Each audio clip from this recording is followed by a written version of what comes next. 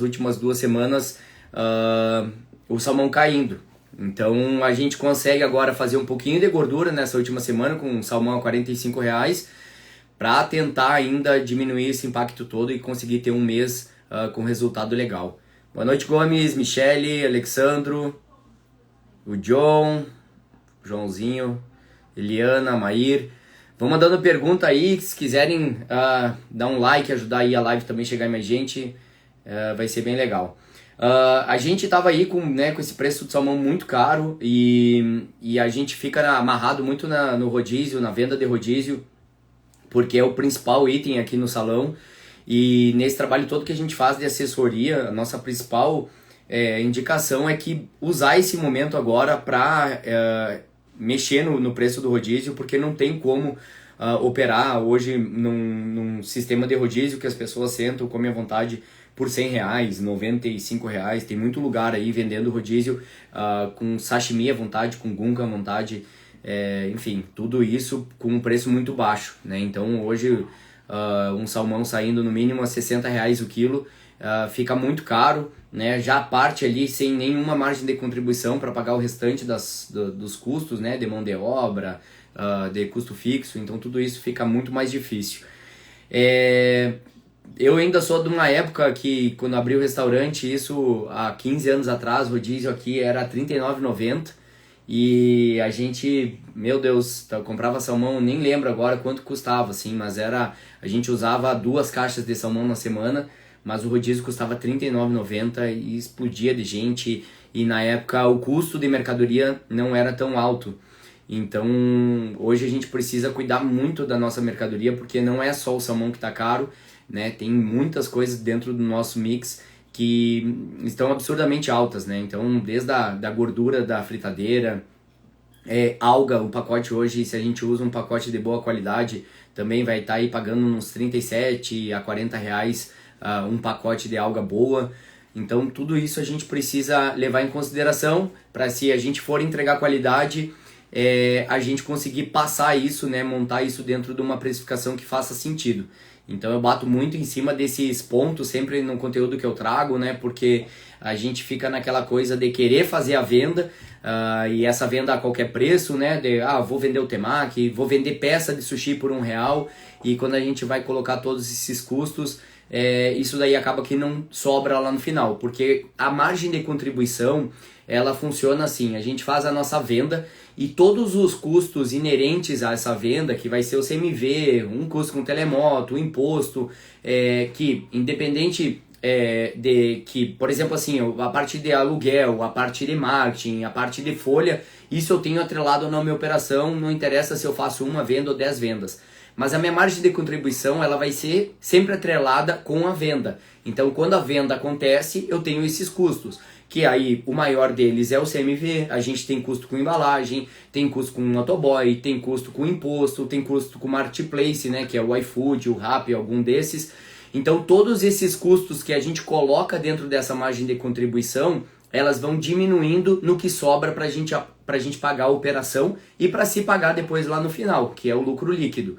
Então o dono do restaurante, ele fica preocupado muito em fazer uma venda muito grande, né? Eu quero faturar 100 mil, 150 mil, enfim, mas ele não está preocupado como que está essa margem de contribuição, o quanto que sobra depois da venda para pagar todos esses custos e também para se pagar, né? Então pensar numa estrutura que faça sentido, que chegue lá no final e eu pense, olha, agora depois de toda essa operação eu quero tirar 20% de lucro na minha operação, como que eu vou fazer a engenharia regressa para que eu encaixe todos esses indicadores, essas porcentagens, para que chegue nesses 20%, né? Então fica mais ou menos assim: a gente vende um item X por R$10, né? Eu preciso de 20% de lucro, ou seja, R$2. Eu tenho 40% hoje de CMV, né? Então alguns lugares conseguem trabalhar com 30%, mas se mistura um pouco hoje de rodízio com à la carte, é bem difícil conseguir uma margem aí tão boa, tem que trabalhar com rodízio com preço bem caro. Então assim, a gente pensa que desses R$10, 40% disso vai estar atrelado no CMV, que vai ter o salmão como maior, com o maior custo aí dentro. Depois disso a gente tem marketplace, né? Depende da negociação da operação, então tem gente com motoboy atrelado que vai pagar 24% aí em cima de iFood. Claro que isso tem uma representatividade menor na operação, né, menor no montante, mas que dentro da venda de delivery, isso aí vai ter um problema lá também na operação. E a gente vai somando outros custos, né? Custo com mão de obra. Custo de mão de obra a gente leva em consideração aí de 16% a 20%. Então, uma operação de delivery consegue ter um custo de mão de obra um pouquinho mais baixo, né? Ser mais eficaz na operação. Uma operação, por exemplo, de salão, que daqui a pouco tem atendimento, tem pessoas para fazer escala, né? Então abre meio-dia, abre de noite, abre todos os dias, precisa de mais gente para repor isso, mais de férias. Então vai trabalhar em 18%, também dependendo do salário. E toda essa parte da gente colocar esses indicadores vai da inteligência do dono de gerar valor em cima disso e tentar diminuir esse percentual para que a pessoa que esteja trabalhando na operação consiga ganhar bem, para que o restaurante não fique esgoelado também ali, para que tenha um lucro líquido saudável, né? Porque também isso é um outro ponto que eu trago muito para o pessoal da assessoria, porque no rodízio hoje, se a gente não tiver uma margem de contribuição, a gente está trabalhando com um monte de louça cara. Hoje em dia, jogar essas louças todas para lavagem, e aí quebra uma louça, quebra uma taça, né? Para repor isso, tudo é custo. Então, eu preciso que todo o meu serviço sempre tenha uma gordura para eu conseguir arcar com esse custo da operação. Então, a gente tem que parar um pouco de pensar somente no lucro, na venda. Ah, eu estou vendendo tanto, eu estou, enfim, com uma operação, com 3 operações hoje, mas se nenhuma delas está levando realmente um resultado legal, um resultado que seja saudável e seguro, né, para o dono. Porque, como eu falei, pode ter o risco de quebrar a louça e precisar repor, tem o risco daqui a pouco de alguma pessoa se machucar, né, tirar um atestado, ou daqui a pouco se ausentar, que precisa repor essa pessoa e é mais um custo dentro da operação. Tem custo de 13º e férias lá no final, que às vezes as pessoas não percebem, vão tocando isso no mês a mês, e aí chega lá no final e aí precisa pegar um empréstimo, fazer alguma coisa para conseguir arcar com isso, porque o restaurante não criou caixa, não criou gordura para atender isso lá no final. Então, enfim, toda a operação ela tem um risco gigantesco, tem um risco também mobiliário, né? Daqui a pouco desse negócio ter algum problema de pegar fogo em algum lugar, de eu ter que daqui a pouco fazer alguma reforma. Então são os custos também da depreciação, né? Que o negócio não pode ser somente algo que a gente vai tirando ali, sempre na tampa, e que a gente nunca consiga fazer essa margem, essa gordura. Oi Bianca, Gisela Cakes, Márcio, vão mandando uma pergunta aí, dando um like na nossa live. Então, assim, toda essa construção de DRE, toda essa concepção do negócio, ela é importantíssima, porque no momento que a gente começa a perceber o custo de mercadoria para nossa venda, a gente começa a se preocupar com a utilização do item, né? Então eu cuido para que esse item não seja desperdiçado, para que eu tenha controle de ficha técnica, para que eu consiga cotar esse item da melhor forma possível. E aí, quando eu falo isso, é importante eu saber aonde destinar a minha inteligência. Por exemplo, eu não vou gastar tempo saindo, batendo em vários lugares, né, em mercados e coisas para comprar um pé de alface, 3, 4, 5 pés de alface, que isso não vai ter uma representatividade financeira no meu negócio. E sim, eu gastar minha energia na compra do salmão. Pepino japonês, às vezes, é uma coisa que aqui no restaurante a gente dá de cortesia, então é um volume muito grande de pepino, então faz diferença, né? 3, 4 reais de cotação. Então é a gente saber para onde que a gente vai direcionar o nosso esforço para fazer essa parte das compras, para onde a gente vai monitorar a ficha técnica, né? Isso também é importante, porque eu vou montar uma ficha técnica, eu preciso criar padrões e mais processos e mais burocracia para espalhar arroz na minha alga. Enfim, por questão financeira, isso acaba que é imperceptível, né, para o negócio.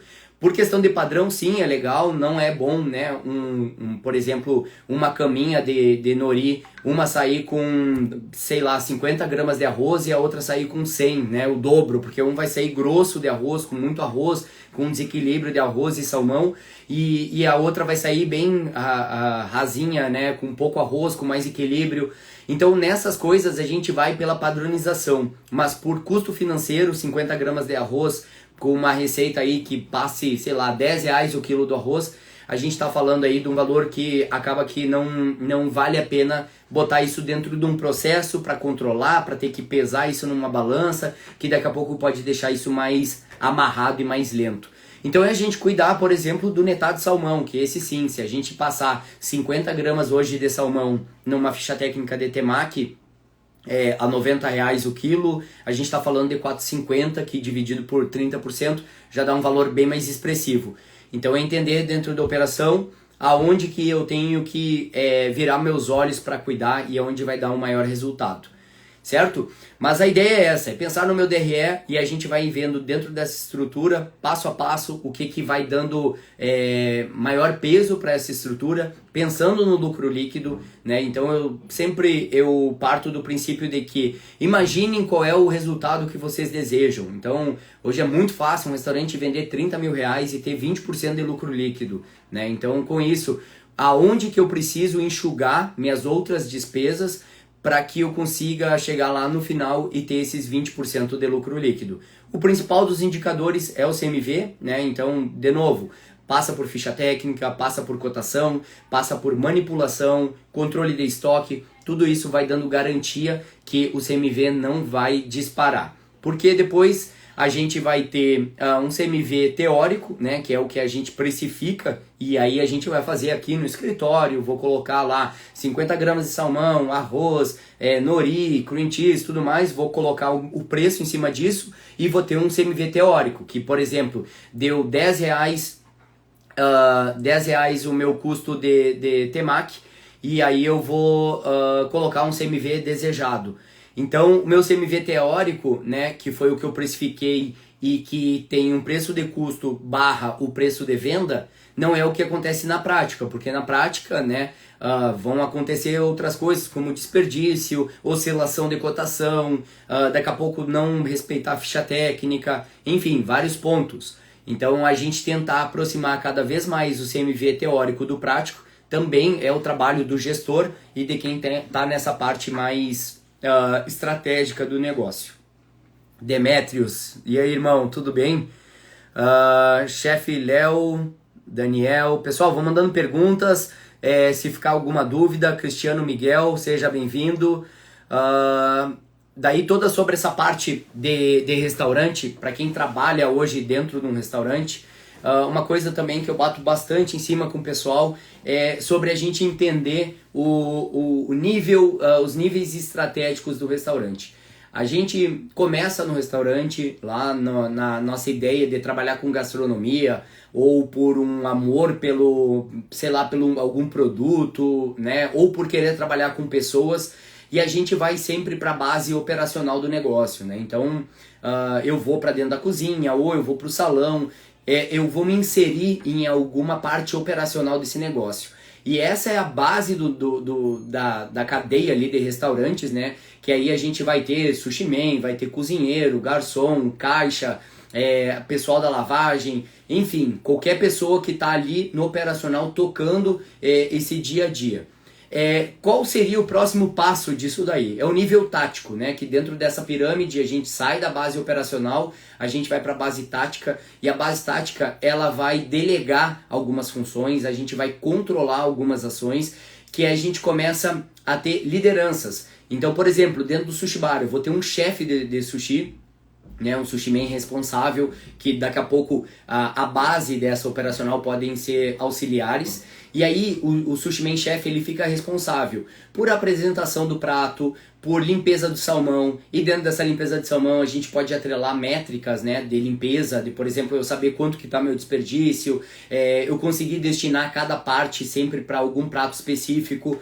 Isso tudo fica para a parte da liderança, né? Então, quem é o tático hoje do Sushi Bar, a gente vai pensar em alguns pontos estratégicos, né, para esse líder, para a gente conseguir metrificar. Então, seja, por exemplo, lá na parte da limpeza do salmão, qual que vai ser o desperdício, qual vai ser a utilização de cada parte dessa, né? Porque isso também é um problema crônico de restaurante, de que faz a limpeza, o peixe não é utilizado da forma fresca e aí acaba utilizando para patê, acaba congelando e esse peixe acaba perdendo valor agregado, enfim, isso depois acaba acarretando num problema ou de fazer descarte ou de jogar o CMV muito para cima porque entra num produto muito barato. Então, a pessoa tática de cada setor, ele vai ter essas funções, né, para conseguir monitorar também as pessoas que estão abaixo desse guarda-chuva, né, os auxiliares, alguém que vai ter também nesse dia a dia várias funções para exercer. E ele também vai conseguir fazer uma ponte com a parte de cima dessa pirâmide, que é o estratégico, né? Que pode ser um gerente, pode ser o dono do negócio.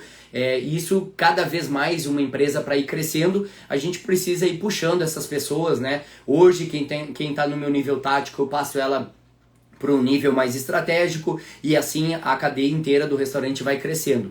Porque as pessoas que começam a pensar na parte estratégica do negócio, por exemplo, o meu sushi bar hoje a gente está tendo pouco compartilhamento nas redes. O que precisa fazer para melhorar essas métricas de compartilhamento? Preciso melhorar a apresentação dos pratos, eu preciso daqui a pouco levar algo, algo a mais para a mesa, né? Então é uma cortesia, dentro dessa construção de prato também levar algum complemento, alguma coisa que surpreenda. Tudo isso são coisas que a gente vai pensando na parte estratégica e vai passando para a equipe, né? E desdobrando todas essas ações. Eu não sei se faz sentido para vocês, e eu queria que vocês me falassem aí aonde vocês estão dentro dessa pirâmide hoje, se vocês estão mais na parte operacional, se vocês estão mais na parte tática, né? Cuidando hoje, tem algumas pessoas abaixo de mim, mas ainda eu não consigo sair ainda do negócio, eu não consigo olhar os números do negócio, que é a parte estratégica, né? Eu consegui projetar alguns números, algumas ações, então comentem aí em que nível de estratégia, né? Em que nível operacional vocês estão aí no restaurante. Importância de ficha técnica. Bem, Jimmy, isso é fundamental pra gente. A ficha técnica, ela é o nosso livrinho, né, que o Jimmy trouxe pra cá e que ele vai dar todo o norte para a equipe, para toda a operação funcionar de uma maneira correta, né? Então a ficha técnica ela vai garantir o padrão, né? Então assim, eu sei que eu obedecendo uma ficha técnica, obedecendo, eu sabendo como é que é a fotografia desse prato, eu sei tudo como que tem que ser desdobrado dentro da cozinha, né?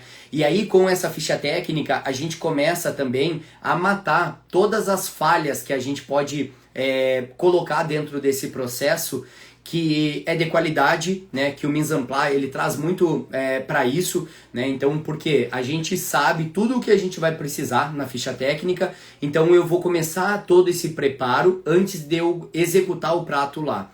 Então, por uma questão de qualidade, o Mise en Place ele traz isso de a gente picar as coisas da forma correta, a gente colocar isso numa ordem também que faça sentido, né, na hora da execução. Então, por exemplo, eu vou fazer um risoto, né, eu preciso começar esse risoto com o meu caldo pronto, se eu não tiver esse arroz adiantado. Tudo isso a gente já começa a pensar no nosso ato de cozinhar, né, seja no sushi bar, seja na cozinha. Então a ficha técnica, ela garante para todo mundo, né, que a cozinha ela é uma soma de hábitos, a gente vai para lá e que muitas vezes a gente vai fazer coisas repetidas todos os dias, mas que no momento que a gente enxerga aquela ficha técnica, aquilo lá nos dá uma clareza de execução, né? E isso é a melhor coisa, porque eu não posso hoje, né, tacar fogo lá na boca do fogão, botar uma panela e sair para picar uma cebola enquanto o alho tá ali, que o alho vai queimar, ou jogo a cebola e eu vou atrás do alho, que vai ser também a mesma coisa. Então, para isso, a ficha técnica ela dá essa garantia de que ela vai dar essa organização de execução, ela vai dar padronização e ela vai garantir também que a precificação vai estar sendo respeitada, né? Então, para a gente hoje, né, para quem é do ramo oriental, isso é fundamental, porque senão vai chegar lá no final do mês e vai dar tinta aí no negócio e o cara vai ficar lá, meu Deus do céu, trabalhei o mês inteiro e não sobrou nada. De quanto em quanto tempo é necessário atualizar essa ficha? Tong, assim, ficha técnica a gente monta uma vez só. A gente vai criar um prato, por exemplo, hoje eu vou fazer um sashimi de salmão. Eu vou cortar minhas lâminas, eu vou bater com o pessoal do Sushi Bar. São 10 gramas cada fatia de salmão aí do sashimi, tá? A gente pode botar uma margenzinha ali, caso tenha alguma margem de... algum corta para 12 e tal, por uma questão de precificação, né? Pra gente não ter esse problema. Ou não, o cara vai cortar e vai botar isso na balança. Eu acho que às vezes isso é um problema, porque se a gente corta um sashimi, coloca na balança, passou 2, 3 gramas, é difícil o cara, né, tirar aqueles pedacinhos e às vezes estragar um pouco a parte estética. Então é melhor a gente botar uma margem que a gente possa ter de gordura aí na precificação e que a gente conte sempre com o pior cenário. Mas a gente montando essa ficha técnica, isso vai ser o nosso guia, né? Então assim, ela nada mais é do que vai dizer, a gente vai cortar do lombo do salmão uma fatia de 10, de 12, 15 gramas, a gente vai fazer um leque com um pepino, esse leque mais ou menos tem 7, 8 gramas, e a gente vai usar um encosto, uma para de nabo também com tantas gramas. A gente tem esse passo a passo. Vamos finalizar esse prato com gari, né, com gengibre, com wasabi, enfim, no prato tal. E aí isso vai ser a nossa forma de que quando forem executar isso, o Sushi Man vai ter ideia de tudo que ele precisa fazer. Então, desde que esse prato ele comece até ele seja extinto ou revisitado, porque isso pode acontecer, né? E isso a gente bate lá na curva ABC, quando um prato não performa bem, a gente revisitar a ficha técnica, ver o que tem no item que não está performando bem, às vezes é preço, às vezes é qualidade. Então a gente pode mexer na ficha técnica. Mas caso contrário, a gente vai bater em cima disso, da gente pensar na parte da precificação. Aí na precificação sim, a gente vai ver se o preço não desatualizou, e aí isso a gente vai controlando tudo conforme está indo o nosso CMV semanal. Mais dúvidas? Acho que tem um telefone tocando aqui. Pessoal, eu vou subir essa live e aí caso tenham alguma dúvida, quiserem mandar aqui no privado, nas mensagens, vai ser um prazer esclarecer. As nossas lives agora que eram na sexta-feira às 3 horas, eu passei para as 19 horas, né, na terça-feira, porque é um dia que acabou que o pessoal conseguiu ter mais tempo, né, para assistir. Se tiverem dúvidas também, eu tô patinando em alguma coisa aqui no meu negócio e tudo mais, e quiser trazer também para a próxima terça-feira, é só me mandar aí no direct ou nos comentários aí na parte das publicações, que eu vou anotando aqui e vou trazendo isso.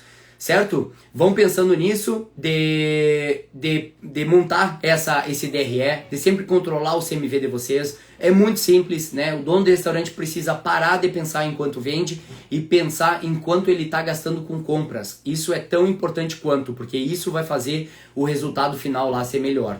Então, eu já fiz isso muito, muito mesmo. Eu tinha um aplicativo no meu celular que eu atualizava sempre o quanto que o restaurante estava vendendo e eu ficava sempre toda vez tentando vender mais. E aí nisso a gente faz promoção, a gente faz um monte de junção com aplicativos, com parcerias. E lá no final das contas pode ser que o resultado não seja tão bom. Então, às vezes, a gente vender um pouco menos, mas com um lucro líquido maior, bota mais grana no bolso do que eu fazer grandes números e daqui a pouco tá sem margem. E isso pode ser muito perigoso. Como eu falei, quanto mais a gente vende, mais risco a gente tem inerente na nossa operação, porque vai ter mais gente trabalhando, a gente vai ter mais desgaste de maquinário, de equipamentos, por exemplo, de louças, de tudo que a gente carrega aqui dentro do restaurante. E o dono do restaurante não pode ficar suscetível a isso.